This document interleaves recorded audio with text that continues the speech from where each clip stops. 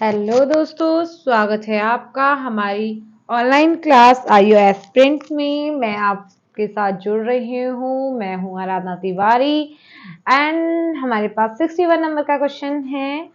तो मैंने आपको 3 क्लासेस प्रोवाइड करवा दी है। आज मेरी 4th क्लास है जिसमें मैं आपको ARO का पेपर सॉल्व करवा रही हूँ। तो 61 क्वेश्चन में हम पढ़ते हैं कि क्या चीज है कि नवंबर 2021 में इंटरपोल के अध्यक्ष चुने गए अहमद नसर अल रईसी किस देश से हैं? ऑप्शन है कुवैत से हैं, सऊदी अरब से हैं, या टर्की से हैं, या संयुक्त अरब अमीरात से हैं। तो ये हमारे हैं संयुक्त अरब अमीरात। आप इनके बारे में पढ़ लें।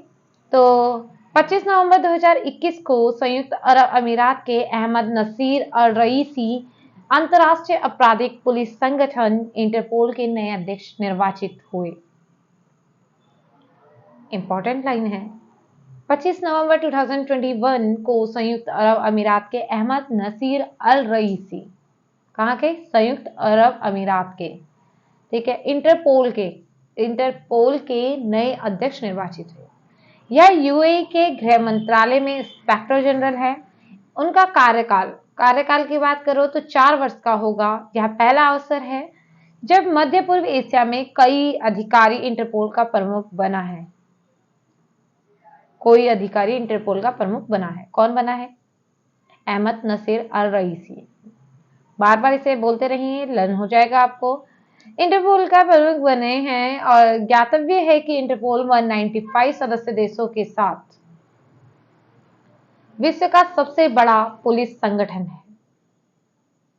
इसकी स्थापना की बात करते हैं। इसकी स्थापना होती है 1923 में और इसका लियोन में मुख्यालय भी स्थित है। लियोन कहाँ पर है? तो लियोन फ्रांस में है। इसके साथ ही केंद्रीय अन्वेषण ब्यूरो CBI के विशेष निदेशक प्रवीण सिन्हा को इंटरपोल की कार्यकारी समिति में एशिया के लिए प्रतिनिधि के रूप में चुना गया। किसे चुना गया? तो प्रवीण सिन्हा को चुना गया। किस चीज के लिए? इंटरपोल की कार्य समिति में। 18 से 21 अक्टूबर 2022 को इंटरपोल की 90वीं महासभा की बैठक नई दिल्ली में संपन्न हुई।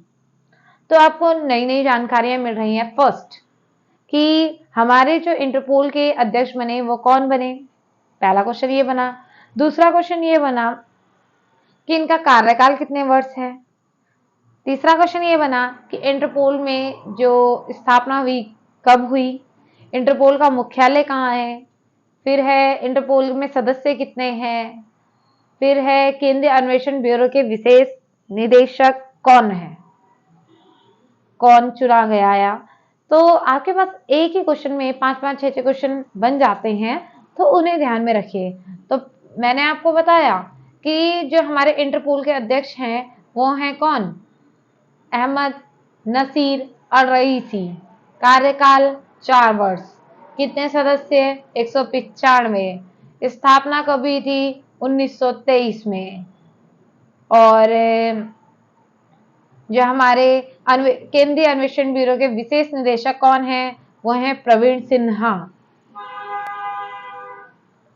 जो कि क्या है? इंटरपोल की कार्य समिति में एशिया के लिए प्रतिनिधि के रूप में चुने गए।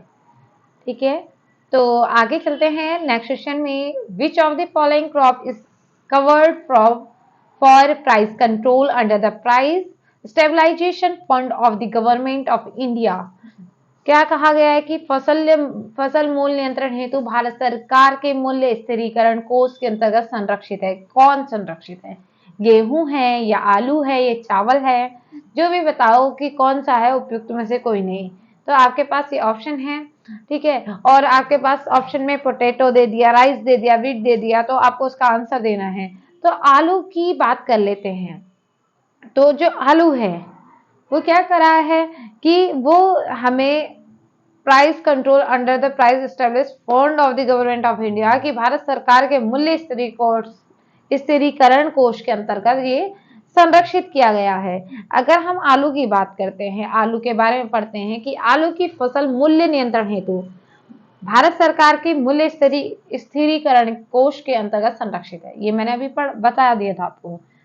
2014 एंड 15 की बात करते हैं तो 500 करोड़ रुपए के कोष के साथ मूल्य स्थिरीकरण निधि को मंजूरी प्रदान की गई। अब बात करते हैं राज्य सरकारों की। केंद्र शासित प्रदेशों और केंद्र एजेंसियों को ब्याज मुक्त ऋण प्रदान करता है, जिससे वे अस्थिर वस्तुएं जो अस्थिर होती हैं, ठीक है, जैसे हो गया प्याज, हो गया आलू, हो गया दाल, हो गई, पर मूल्य स्थापित कर सके। तो इतना आपको समझ में आ गया कि आलू इसका आंसर है।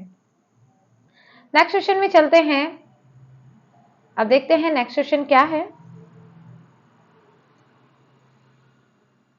ये देखो, इसमें भी लिखा है कि 2014 में प्याज, आलू और दालों जैसी आवश्यक कृषि वस्तुओं की लागत अस्थिरता को नियंत्रित करने के लिए कृषि सहकारिता एवं किसान कल्याण विभाग के तहत स्थिरीकरण कोष की स्थापना की गई थी। इस तरह के सामान सीधे किसान संगठनों से फार्म गेट मंडी पर खरीदे जाएंगे और उपभोक्ताओं को अधिक किफायती मूल्य पर उपलब्ध कराए जाएंगे। अब नेक्स्ट क्वेश्चन में चलते हैं कि वाणिज्य के संदर्भ में, वाणिज्य समझ में आ गया आपको वाणिज्य का, कि कॉमर्स के संबंध में निम्नलिखित कथनों में से कौन सा कथन सही है? Which of the following statement is are correct? तो फर्स्ट है, यह व्यवसाय का क्षेत्र है जो विनिमय की सुविधा के लिए सभी बाधाओं को दूर करने की सहायता करता है। सेकंड है, यह उपभोक्ताओं तक उत्पादों को वितरित करने के कारकों से संबंधित है। तो ऑप्शन है only first, only second, 1 and 2, neither 1 nor 2। तो इसका आंसर है कि दोनों ही ये सही है कि ये व्यवसाय का क्षेत्र है जो विनिमय की सुविधा के लिए सभी बाधाओं को दूर करने में सहायता करता है। ठीक है, और क्या है? और ये है कि यह उपभोक्ताओं तक उत्पादों को वितरित करने के कारकों से संबंधित है। It deals with the factors of delivering the products of the consumers. ठीक है, तो ये दोनों ही हमारे ऑप्शन हो जाएंगे सही। तो आप लिखेंगे बोथ ए एंड बी। ठीक है, तो ऑप्शन में मार दो बोथ ए एंड बी। इसके बारे में अगर हम पढ़ते हैं कि यह व्यवसाय का क्षेत्र है जो विनिमय की सुविधा के लिए सभी बाधाओं को दूर करने में सहायता करता है। यह उपभोक्ताओं तक उत्पादों को वितरित करने से संबंधित है। वाणिज्य के अंतर्गत किसी आर्थिक महत्व की वस्तु जैसे सामान हो गया, सेवा हो गया, सूचना हो गया या धन का दो या दो से अधिक व्यक्ति या संस्थाओं के बीच सौदा किया जाता है। ठीक है, धन प्राप्त करने के उद्देश्य से किया गया कार्य क्या कहलाता है? हमारा वाणिज्य कहलाता है या कॉमर्स कहलाता है। तो ये चीज आपको समझ में आ गई होगी। अब बात करते हैं यूनाइटेड नेशन की। ठीक है, यूनाइटेड नेशन की बात हमारी चल रही है, यूएन की बात चल रही है कि यूएन की महासभा ने वर्ष 2023 को किसके अंतरराष्ट्रीय वर्ष के रूप में घोषित किया? मतलब किसे अंतरराष्ट्रीय वर्ष के रूप में, इंटरनेशनल ईयर के रूप में घोषित किया गया है। अब डिक्लेयर किसका किया गया है? तो आपके पास ऑप्शन है तिलहनी फसलें, दलहनी फसलें, मोटे अनाज वाली फसलें या पशु चारे वाली फसलें। तो इसका आंसर क्या बनेगा? तो मोटे अनाज वाली फसलें इसका आंसर है।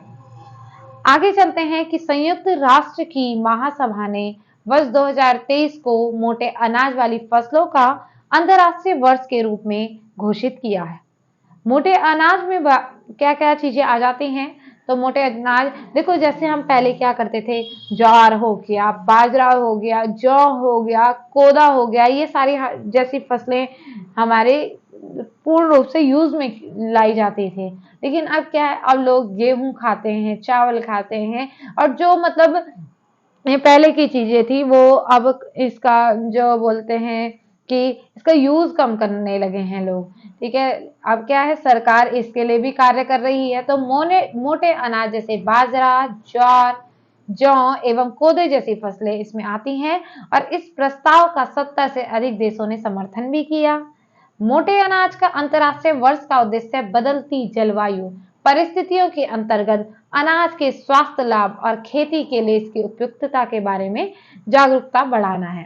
तो ये समझ में आ गया आपको कि संयुक्त राष्ट्र महासभा ने United Nation General Assembly has declared the year 2023 as the international year of तो बताओ इसका आंसर, बता दिया था मैंने, मोटे अनाज वाली फसलों को घोषित किया गया है। तो अब नेक्स्ट चलते हैं, ये क्वेश्चन कौन सा हो गया, 64 हो गया है। 65 नंबर के क्वेश्चन में चलते हैं। 65 में चल रहे हैं, तो इसमें क्या है, निम्नलिखित में से कौन सा वृक्ष भूमध्य सागरीय वनों में नहीं पाया जाता है। सागौन हो गया, ओक हो गया, चेस्टनट हो गया और जैतून हो गया, ऑलाइव। ठीक है, तो अगर हम बात करते हैं कि जो हमारे भूमध्य सागरीय वनों में नहीं पाए जाते हैं, ठीक है। अब देखो सागौन की अगर मैं बात करती हूँ, तो सागौन क्या है, सागौन जो है वो उष्णकटिबंधीय वनों में पाया जाता है। उष्ण मतलब गर्मी वाली जगह में पाया जाता है, ठीक है। और जैसे ये ओक हो गया, चेस्टनट है, जैतून है, ये भूमध्य सागरीय वनों में पाया जाता है, ठीक है। तो इसका जो आंसर है वो है सागौन, ठीक है, जो कि भूमध्य सागरीय वनों में नहीं पाया जाता है। भारत में उष्ण कटिबंधीय पतझड़ वाले वन बहुतायत में पाए जाते हैं हमारे यहाँ, ठीक है। और ये वन भारत के उन भागों में पाए जाते हैं जहां वर्षा 100 से 200 सेंटीमीटर तक होती है। ये वन गर्मी के प्रारंभ में ही अपनी पत्तियां गिरा देते हैं, मतलब स्टार्टिंग के टाइम पे ये क्या करते हैं, अपने पत्तियों को गिरा देते हैं, इसलिए इन्हें पतझड़ वाले वन कहते हैं, ठीक है, या मानसूनी वन कहते हैं। ये वृक्ष अधिक लंबे एवं सघन नहीं होते, मतलब लेंथ इसकी छोटी होती है और ये सघन नहीं होते हैं। इन वनों में साल हो गया, सागवान हो गया, शीशम हो गया, चंदन, ये आदि प्रकार के वृक्ष पाए जाते हैं। इस प्रकार के वनों का जो विस्तार होता है वो कहाँ कहाँ पे है, जैसे हमारा एमपी हो गया, छत्तीसगढ़ हो गया, हिमालय का गिरिपद होंगे, इन राज्यों में ये पाए जाते हैं, ठीक है। जो भी एमपी छत्तीसगढ़ राज्य हैं इनमें पाए जाते हैं। संपूर्ण सागौन के क्षेत्र का कम से कम मतलब लगभग 50% हिस्सा जो है, 50% एमपी में ही पाया जाता है। तो सागौन कहाँ पे सर्वाधिक पाया जाता है, तो एमपी में पाया जाता है।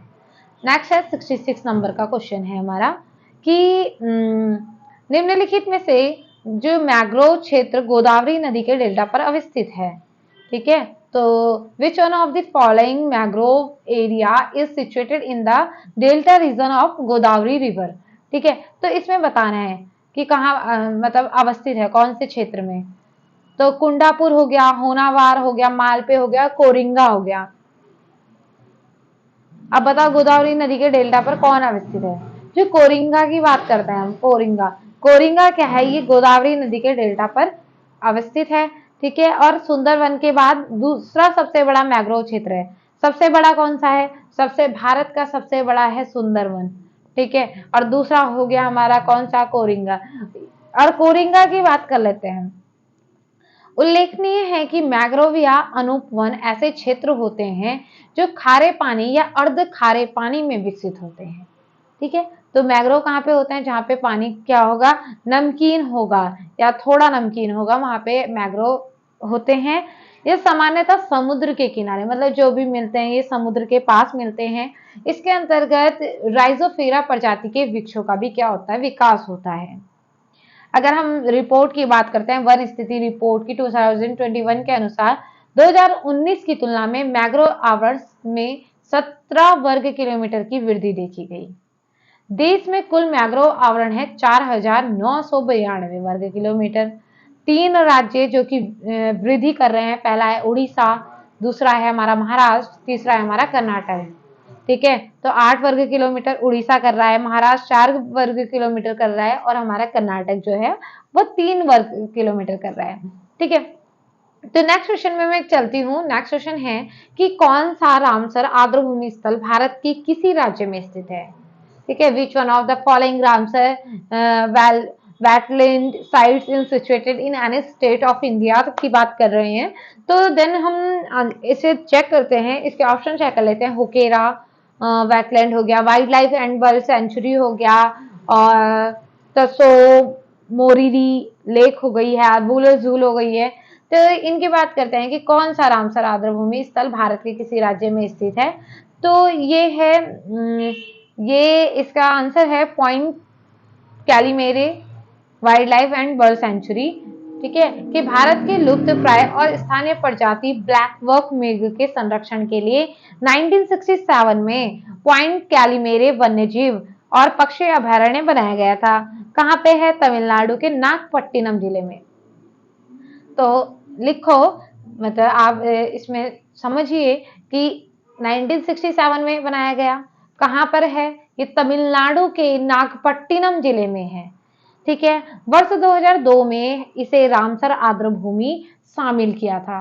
कब किया था? 2002 में किया गया था। आर्द्रभूमि में ग्रेट वेदारण्यम, दलदल, यूथेपेट, मैंग्रोव व पंचानडीकुलम आर्द्रभूमि का एक हिस्सा शामिल है। पूर्व में बंगाल की खाड़ी और दक्षिण में पाक जलडमरू से ये घिरा है। इसका कुल क्षेत्रफल की बात करते हैं तो कितना है? इसका कुल क्षेत्रफल 21.47 किलोमीटर है। तो हमारे 67 क्वेश्चन हो गया है। 68 में चलते हैं। अब 68 की बात करते हैं।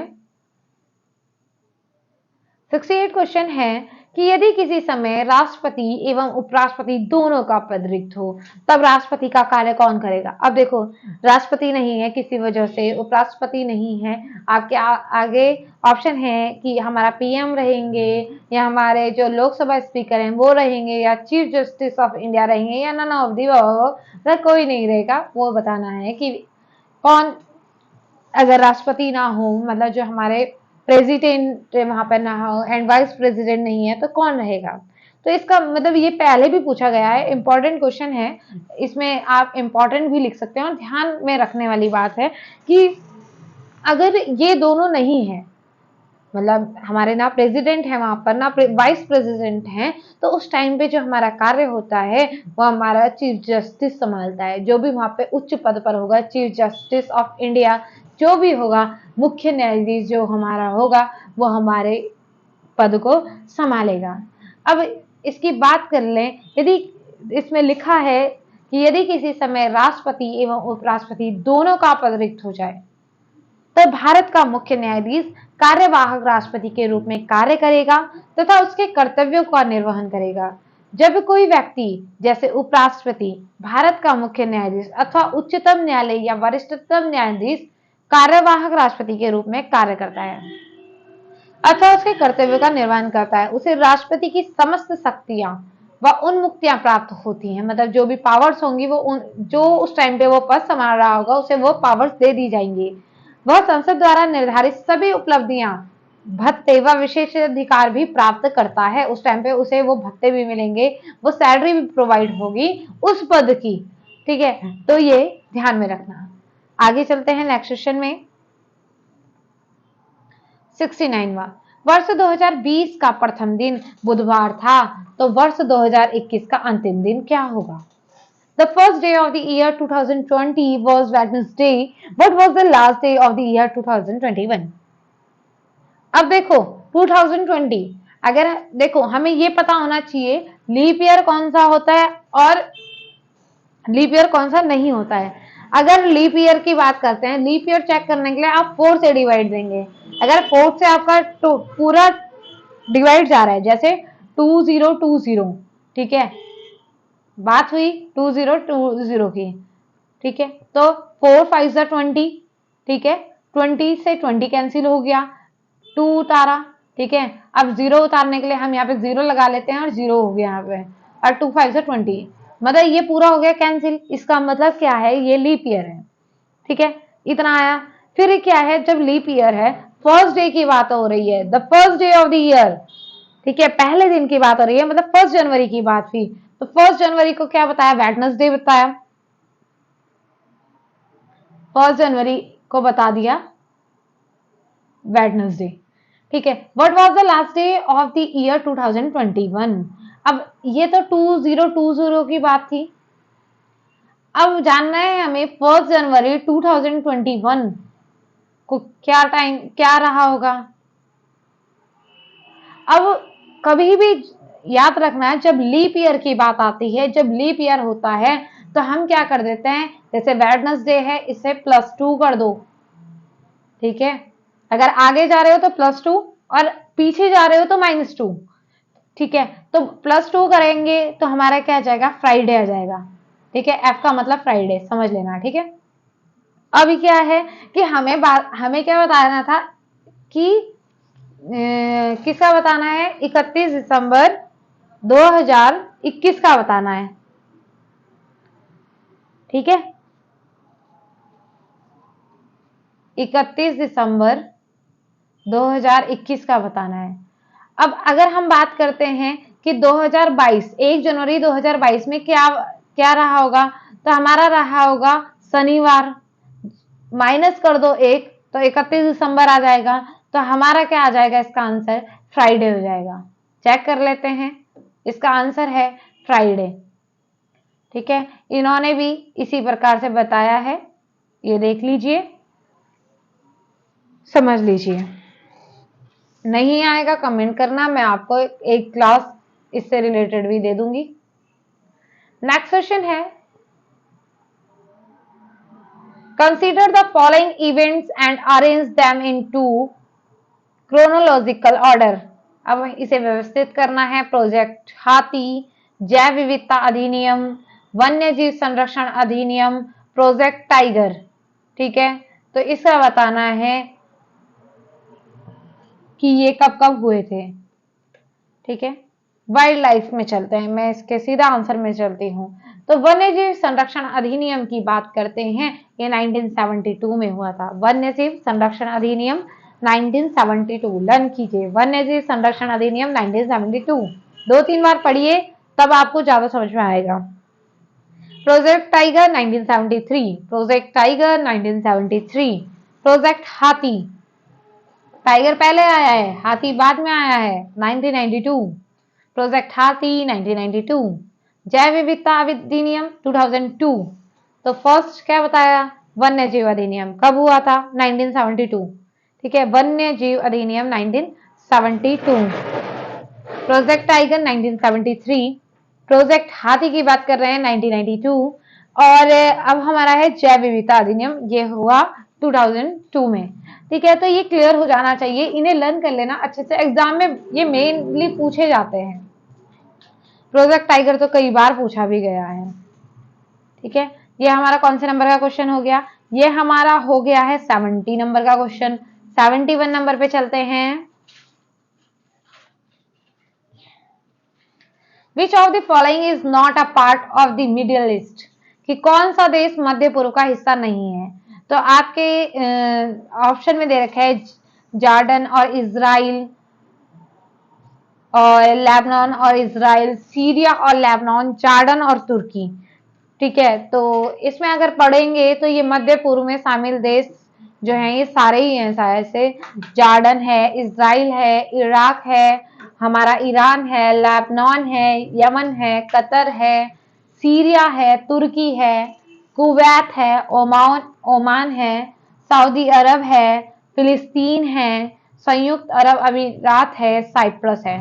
तो प्रश्नगत कोई भी विकल्प सही नहीं है, ठीक है। तो ये हो गया आपका आंसर। 72 नंबर में चलते हैं। पाकिस्तान में ग्वादर बंदरगाह किस प्रांत में स्थित है, ग्वादर बंदरगाह। तो जो ग्वादर बंदरगाह की बात करती हूं मैं, तो ग्वादर बंदरगाह हमारा है बलूचिस्तान में, ठीक है। तो ठीक मान ले, बलूचिस्तान। ग्वादर बंदरगाह पाकिस्तान के बलूचिस्तान प्रांत में अरब सागर तट पर स्थित है। ये बंदरगाह चीन पाकिस्तान आर्थिक गलियारे की योजना में उत्कृष्ट रूप से शामिल है, और इसे बेल्ट एंड रोड इनिशिएटिव और समुद्री सिल्क रोड परियोजना के बीच एक कड़ी भी माना जा रहा है, ठीक है। किसके बीच, Belt and Road Initiative and समुद्री सिल्क रोड के बीच, ठीक है। 73 क्वेश्चन में आ जाते हैं। In 1870, the famous Hindu college was established by David Hare in। तो हिंदू कॉलेज की स्थापना बता दीजिए, डेविड हेयर द्वारा कहाँ पे की गई थी, आगरा में या पटना में, कलकत्ता में या वाराणसी में। तो ये स्थापना कहाँ की गई है, ये कलकत्ता में की गई है। यह जो एशिया का सबसे पुराना आधुनिक शैक्षणिक संस्थान भी है। आ जाइए नेक्स्ट क्वेश्चन में। देखो आगे आपके पास दोबारा से मैथ्स रीजनिंग का क्वेश्चन है ये। 1 जनवरी 2022 से 1 जनवरी 2027 के बीच कितनी बार 29 तारीख पड़ेंगी? तो आप सोचो कितनी पड़ेंगी। देखो, अगर लीप ईयर की बात करते हैं, मैंने आपको लीप ईयर का क्या बताया कि हम लीप ईयर में कोई भी नंबर है 4 से तो हम डिवाइड देंगे, ठीक है। 2022 में तो जाएगा नहीं, 2023 में जाएगा नहीं, जाएगा 2024 इसमें चल जाएगा, तो एक तो ये हो गई। और फिर लीप ईयर आता है 4 साल बाद, तो कितना हो गया?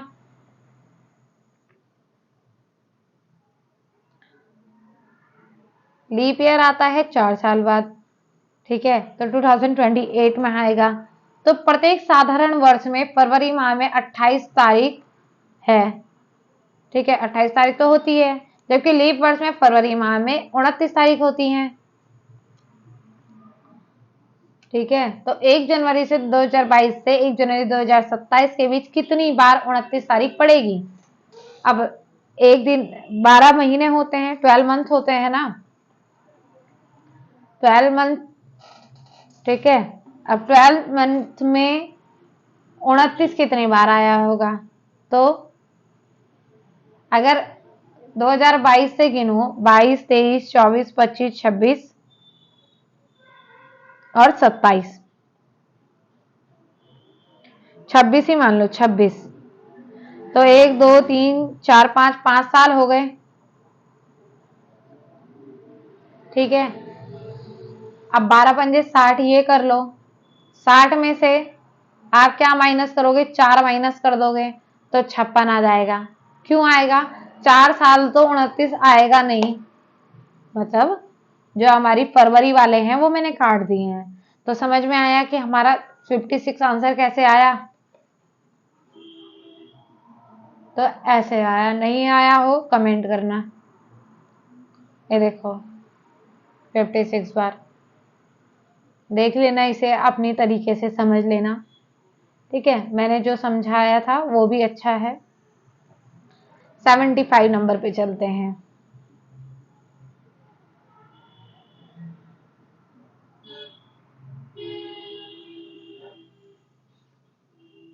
Rocket works on which of the following principles, की जो रॉकेट है वो कौन से सिद्धांत पे काम करता है?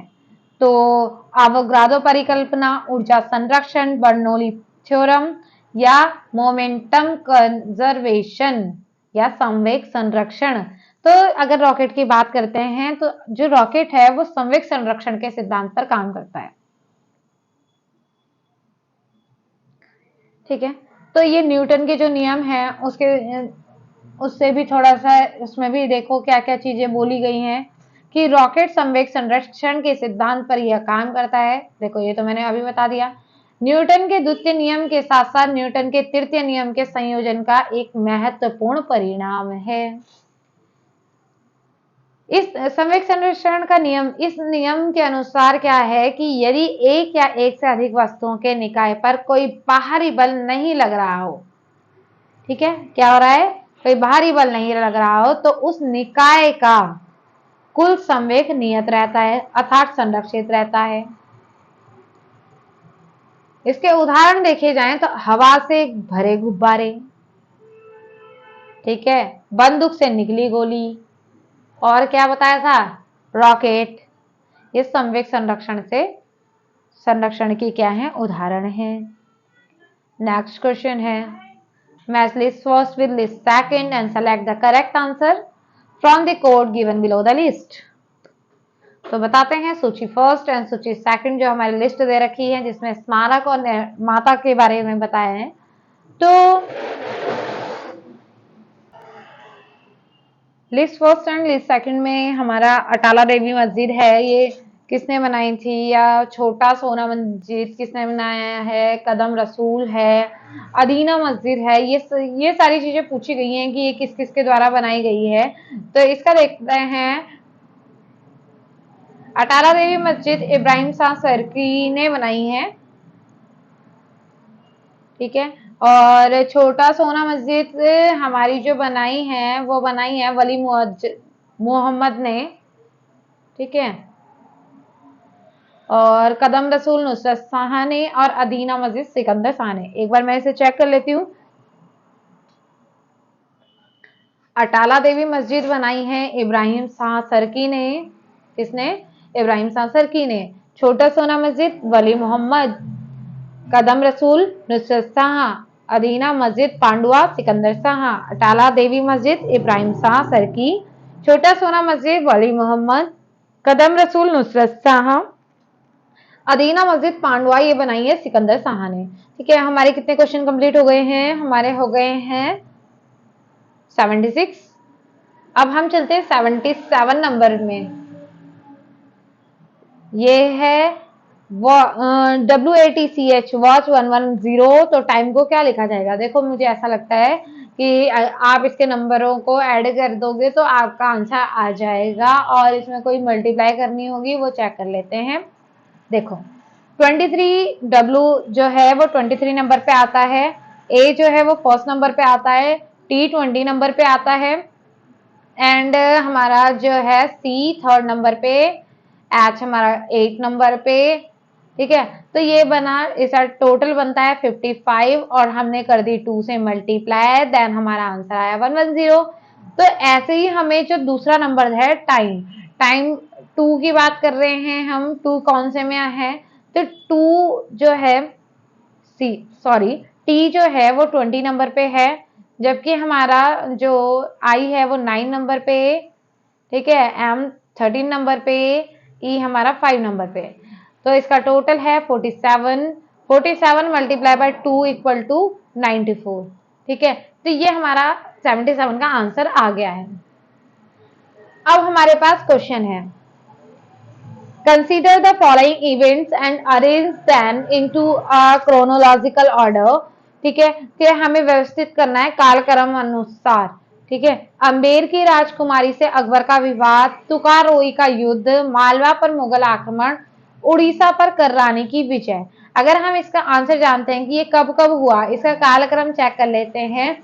तो मालवा का जो मुगल आक्रमण हुआ था वो 1561 में हुआ था, और अंबेर की राजकुमारी से अकबर का विवाह हुआ था, ये हुआ था 1562 पर। उड़ीसा पर कर्रानी की विजय हुई थी 1567 से 68 में, जबकि तुकारोई का युद्ध हुआ था 1575 में। एक बार दोबारा से चेक कर लो, मालवा पर मुगल आक्रमण 1561 में, अंबेर की राजकुमारी से अकबर का विवाह 1562 में, उड़ीसा पर कर्रानी की विजय 1567 से 68 में, और तुकारोई का युद्ध हुआ था 1575 में।